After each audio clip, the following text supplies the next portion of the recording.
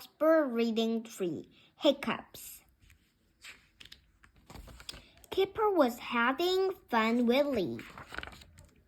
They had a drink. Hic, hic, said Kipper.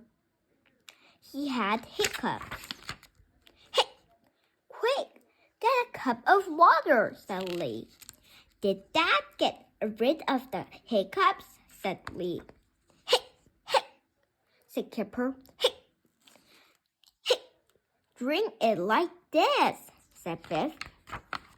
Hic, did that get rid of them? Said Biff. Hic, said Kipper. Try hopping and patting your thumb, said Chip. Has that got rid of them? Said Chip. Hic, hic, said Kipper. Hic, a shark will get rid of it, said Biff. Hic, shh, said Biff.